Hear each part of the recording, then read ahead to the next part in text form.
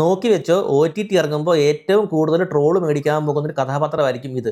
അതായത് പുഷ്പ 2-ൽ രശ്മിക മന്ദാന ചെയ്ത റോളിൻ്റെ pro level ഐറ്റവും അതിലും വലിയ രതി വൈകൃതങ്ങളും. ഈ ബുക്ക് ഞാൻ വായിച്ചതാണ്. ഈ ബുക്ക് ഞാൻ വായിച്ചപ്പോഴേ ഈ ഒരു ക്യാരക്ടർ ഇത്തിരി ഓവർ ദ ടോപ്പാന്ന് എനിക്ക് തോന്നിച്ചു.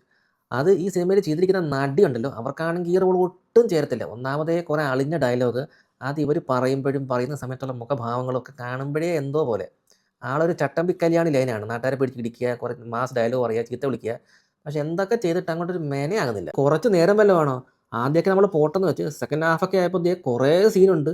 അതിനൊക്കെ വന്ന് വെറുതെ ഓരോ പ്രശ്നങ്ങളുണ്ടാക്കി വെറുപ്പിക്കുക.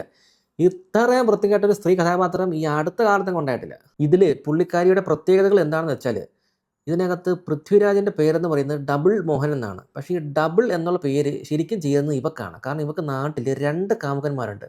ഈ 2 പേരെയും ഇവക്ക് ഇഷ്ടമാണ്. പക്ഷേ ഒരാൾക്ക് ലിമിറ്റഡ് ഓഫറും മറ്റേ ആൾക്ക് അൺലിമിറ്റഡ് ഓഫറുമാണ്. ലിമിറ്റഡ് ഓഫറുള്ള അനു മോഹന് ഇവളുടെ കയ്യെ പിടിക്കാം, ഉമ്മ കൊടുക്കാം, അത്രേ ഉള്ളൂ.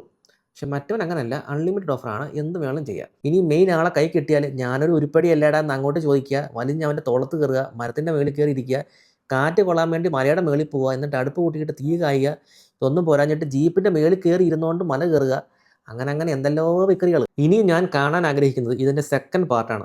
സെക്കൻഡ് പാർട്ടെന്ന് വെച്ചാൽ ഇവരുടെ ലൈഫ് ആഫ്റ്റർ മാരേജ് എന്താകും എന്നുള്ളത്. അതായത് ഇവൻ കല്യാണം കഴിച്ചു കഴിഞ്ഞാൽ ഇവൻ്റെ കട്ടയും പടവും മടക്കുന്ന കാര്യത്തിൽ ഒരു സംശയമില്ല. ഇതിനകത്ത് ഇവൻ്റെ കയ്യിൽ ഒരു വെടിയുണ്ട കൊണ്ടിട്ട് ആ വെടിയുണ്ട എടുത്ത് കളയാൻ ഹോസ്പിറ്റലിൽ പോകാൻ പോലും ഇവൾ സമ്മതിക്കത്തില്ല. ഇവൻ ഈ ചന്ദനക്കടത്തല്ല നിർത്തിയിട്ട് ഒരു നല്ല മനുഷ്യനാണെന്ന് വെച്ചാലോ, അതും ഇവൾ സമ്മതിക്കൂല. പിന്നെ കുറേ ക്യൂട്ട്നെസ് ഒക്കെ വാരി വിതറിയാലും ഒരൊറ്റ കാര്യം ആലോചിച്ചാൽ മതി, ഷമ്മീത്തിലും വന്ന് വീണ തീട്ടക്കുഴി ഇവളുടെ ആണ്.